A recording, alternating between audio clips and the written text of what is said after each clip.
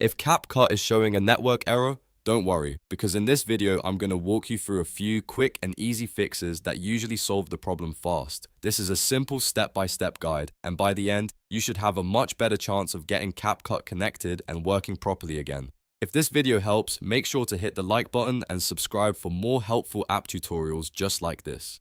First, check your internet connection. Make sure your Wi-Fi or mobile data is stable and working properly. Try opening another app or website to confirm that your connection is actually active. If you're using school, office, or public Wi-Fi, keep in mind that those networks may block certain CapCut servers, which can cause the network error to appear. If that happens, switch to mobile data or a different network and see if CapCut starts working again.